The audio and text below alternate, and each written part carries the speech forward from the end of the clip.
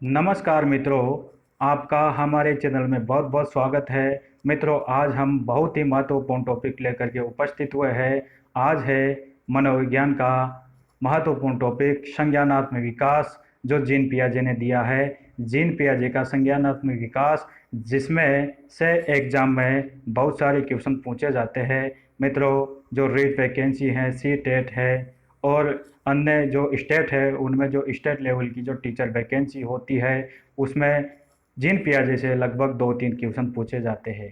तो मित्रों, इस वीडियो को हम स्टार्ट करते हैं। और मित्रों, इस वीडियो को स्टार्ट करने से पहले हम आपसे एक आग्रह करना चाहेंगे कि यदि आपने हमारे चैनल को सब्सक्राइब नहीं किया है तो हमारे चैनल को सब्सक्राइब कर ले और बेल आइकन को प्रेस कर ले। और मित्रों, इस वीडियो को आप अधिक से अधिक शेयर कीजिए ताकि अन्य मित्रों को भी इसका लाभ मिल सके। तो मित्रों, हम बात करते हैं संज्ञानात्मक विकास की। मित्रों, ये जो संज्ञानात्मक विकास है, ये संज्ञानात्मक विकास जीन पियाजे ने दिया था।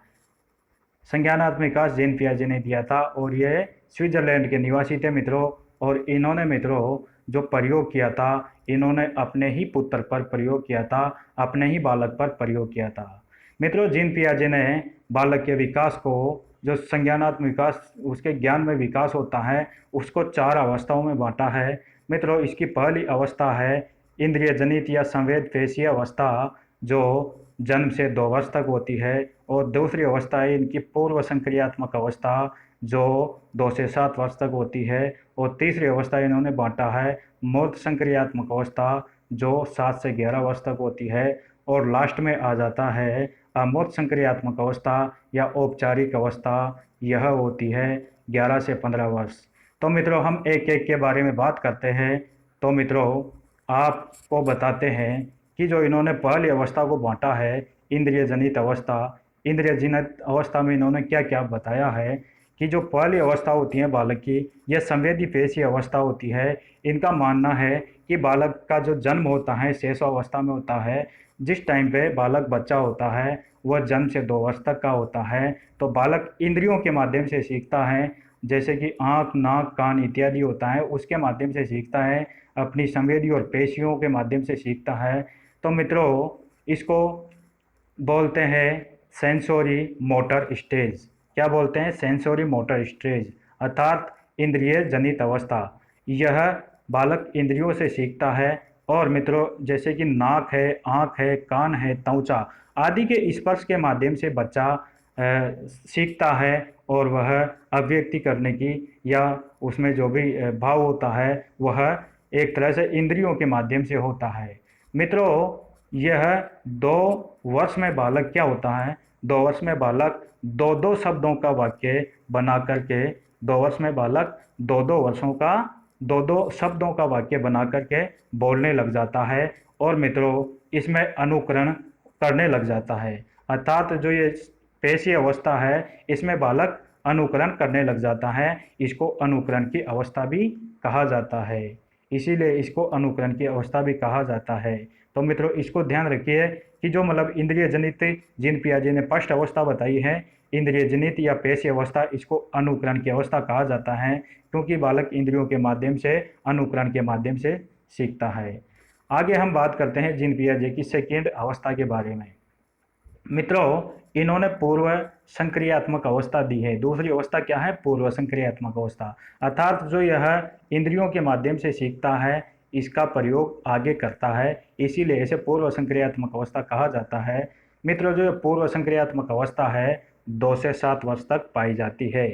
इसको री ऑपरेशनल भी कहा जाता है, प्री ऑपरेशनल। तो मित्रों, और इसका क्या नाम है? पूर्व प्रत्यात्मक अवस्था भी इसको कहा जाता है। और इसमें क्या है? बालक जिज्ञासु होता है। बालक जिज्ञासु होता है, किसी भी चीज़ को यदि वह देखता है तो उसके बारे में जानने की कोशिश करता है। जैसे बालक ने कोई खिलौना देखा तो वह किस प्रकार से कार्य करता है, वह किस प्रकार से चलता है, तो उसके बारे में जानने की कोशिश करता है। या कई अन्य प्रकार की जो वस्तु है, उसके बारे में उसके कई विचार आते हैं और उनके बारे में वह जानने की कोशिश करता है। अर्थात इसमें बहुत जिज्ञासा होती है, बालक में क्या होती है? बहुत जिज्ञासा होती है। मित्रों, इसको आत्म केंद्रित अवस्था भी बोलते हैं। इसमें बच्चे में आत्म केंद्रितता पाई जाती है, अहम केंद्रितता पाई जाती है। बालक में क्या होता है? अहम केंद्रितता पाई जाती है। और मित्रों, आगे हम बात करते हैं कि इसी अवस्था में जीववाद पाया जाता है, सजीव चिंतन पाया जाता है। और मित्रों, इसी अवस्था में क्या है, वह नकली और असली में भेद जानने लग जाता है कि नकली चीज़ क्या है और असली चीज़ क्या है। मित्रों, जीन पियाजे ने इसी अवस्था को दो भागों में और बांटा है और उन्होंने बताया है कि जो बालक होता है पूर्व संक्रियात्मक अवस्था में दो प्रकार से सीखता है और इसकी इन्होंने दो भाग बताए हैं। पहला बताया है पूर्व प्रज्ञा काल और दूसरा बताया है इन्होंने अंत प्रज्ञा काल। पूर्व प्रज्ञा काल होता है 2 से 4 वर्ष तक। कितने वर्ष तक होता है मित्रों? 2 से 4 वर्ष तक होता है। और बालक में इसमें प्रबल जिज्ञासा होती है मित्रों, यह प्रबल जिज्ञासा का काल होता है जो 2 से 4 वर्ष तक का होता है। बालक, कोई भी बालक 2 से 4 वर्ष तक का होता है तो उसमें प्रबल जिज्ञासा होती है। उसने कोई चीज़ देखी तो उसके बारे में जानने के बारे में वह उत्सुक रहता है। वह ऊटपटांग क्वेश्चन भी करता है कि ये कैसे करता है, ये कैसे खाता है, ये कैसे बोलता है, खिलौने के बारे में भी ऐसे बात करता है। तो उसमें क्या है, प्रबल जिज्ञासा होती है, वह जानने को उत्सुक होता है मित्रों। आगे हम बात करते हैं जीन पियाजे की जो दूसरी अवस्था है, दूसरी स्टेज है, यह है अंतर प्रज्ञा काल। अंतर प्रज्ञा काल मित्रों, प्रज्ञा का मतलब होता है विद्वान, अर्थात इस अवस्था में बालक अपने आप को विद्वान समझने लगता है और यह अवस्था होती है 4 से 7 वर्ष तक। मित्रों, ये अवस्था कितनी वर्ष तक होती है? 4 से 7 वर्ष तक होती है। और मित्रों, आपको बता दें कि यह अपने अनुसारी अनुकरण करता है, वह अपने आप से बातें करता रहता है, वह अपने आप ही प्रश्न उठाता है और उनके जवाब भी अपने आप देता रहता है। और मित्रों, इसमें क्या है, वह अपने आप को विद्वान समझने लगता है। वह अपने आप को विद्वान इसलिए समझता है कि उसमें जो प्रबल जिज्ञासा होती है उससे क्या है, वह उसके जवाब वो खुद ही देने लग जाता है। वह किसी की बात सुनता ही नहीं है। जैसे कि कोई बालक है 4 से 7 वर्ष का, उसको कोई हम बात कहते हैं तो वह अपनी बात को मानता ही नहीं है। वह सोचता है कि हम में जो ज्ञान है वह किसी में नहीं है, वह पर्याप्त है, लेकिन ऐसा होता नहीं है। मित्रों, इस अवस्था में है जो वस्तु में स्थायित्व हो जाता है, वस्तु में स्थायित्व हो जाता है। यानी कि किसी भी बालक को, जैसे कि कोई व्यक्ति का चेहरा देख लेता है तो वह उसको पहचान लेता है। कोई जैसे कि खिलौना है तो उसको दिखा दिया जाए एक बार, तो यदि फिर उस खिलौने को लुपा दिया जाए या छिपा दिया जाए तो वह उस खिलौनों के बारे में जानने की कोशिश करेगा, अर्थात तो उसमें वस्तु स्थायित्व आ जाता है। वह सोचता है कि यार इस प्रकार की कोई चीज़ तो थी, तो उसमें इस प्रकार की वस्तु स्थायित्व होता है। आगे बात करते हैं, इसमें क्या है, रटंत विद्या होती है। ये रटंत विद्या पाई जाती है, इस आयु में रटंत विद्या पाई जाती है। तो मित्रों, हमने अंतःप्रज्ञा काल की बात की और जीन पियाजे की जो तीसरी स्टेज है, तीसरी अवस्था है, उसके बारे में हम जानते हैं। इसमें क्या होता है मित्रों? इसमें होता है मूर्त संक्रियात्मक अवस्था, इसको माना है और यह 7 से 11 वर्ष तक होती है। मित्रों, इसमें क्या है, बालक में विचार उत्पन्न होने लग जाते हैं। कोई भी चीज़ देखता है तो क्या है, उसमें मूर्त जैसी जो उसके सामने कोई चीज़ है, उसके सामने जो चीज़ होती है उसी के बारे में विचार करता है यह, और उसमें विचारों में विलोमता भी आ जाती है। वह विचारों में विलोमता करने लग जाता है। जैसे कि 2 और 2 4 होते हैं, 2 और 2 क्या होते हैं, 4 होते हैं। तो उसके इतना समझ में आने लग जाता है कि यदि 4 में से 2 घटाएंगे तो 2 बचेगा। तो उसके क्या है, विचारों में विलोमता आने लग जाती है। और मित्रों, यह महत्वपूर्ण क्वेश्चन है कि उसमें क्या है, 9 वर्ष के बाद में चिंतन पाया जाता है। वह चिंतन, वह क्या है, अपनी बुद्धि के अनुसार चिंतन करने लग जाता है। 9 वर्ष के बाद में वह चिंतन प्राप्त कर लेता है और चिंतन के माध्यम से वह सोचता है, समझता है, अनुसरण करता है। तो मित्रों, आगे देखते हैं हम कि जो ये मूर्त संक्रियात्मक अवस्था है, इसमें क्या है, मूर्त तार्किक चिंतन पाया जाता है।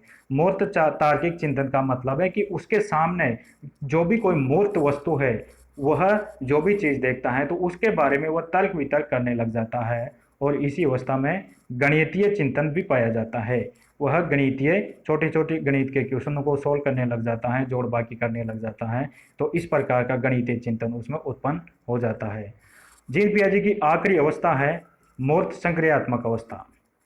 मूर्त संक्रियात्मक अवस्था, सॉरी, अमूर्त संक्रियात्मक अवस्था, इसको एब्स्ट्रैक्ट यानी कि एब्स्ट्रैक्ट अवस्था भी कहा जाता है या एब्स्ट्रैक्ट स्टेज कहा जाता है, औपचारिक अवस्था भी कहा जाता है इसको, और ये होती है 11 से 15 वर्ष तक होती है।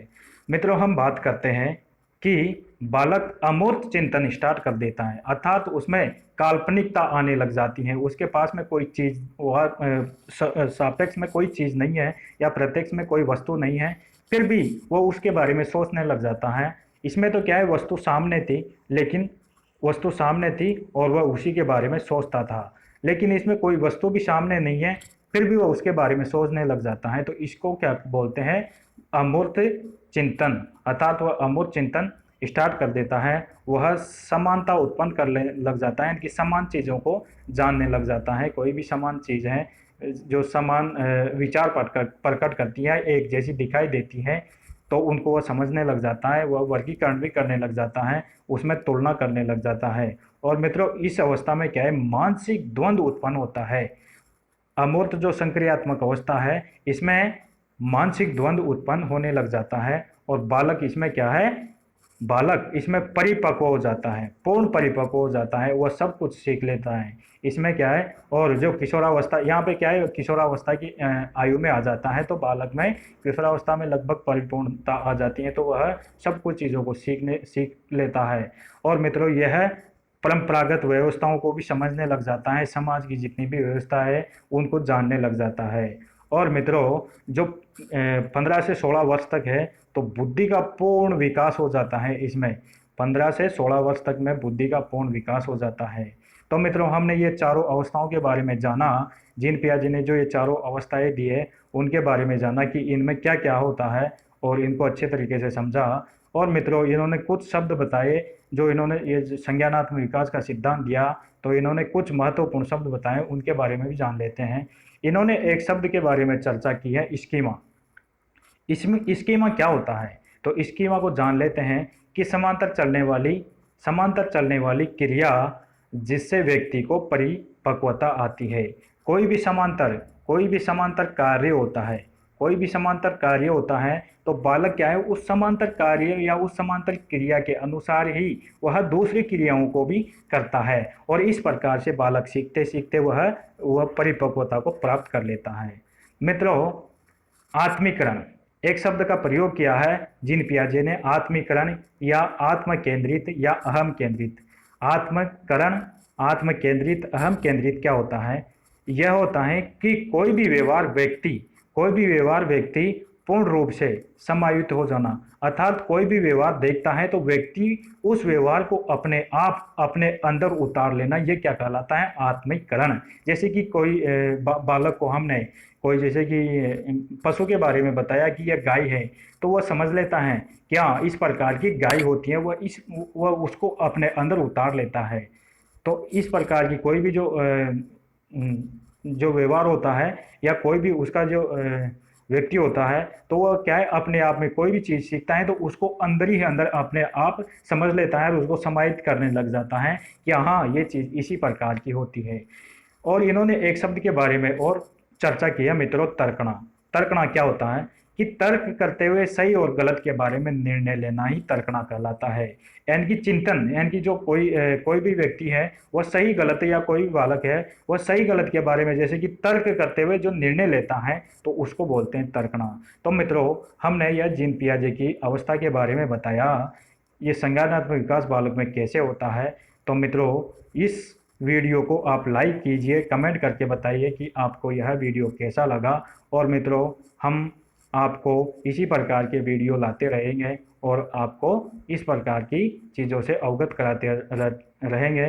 तो मित्रों, आपको अच्छा लगे तो आप हमारे इस चैनल को अवश्य सब्सक्राइब करिएगा और इस वीडियो को लाइक करिएगा। तो मित्रों, दीजिए इजाज़त, हमें नेक्स्ट वीडियो के लिए हम अगले वीडियो में आपसे रूबरू होंगे। आपका बहुत बहुत धन्यवाद।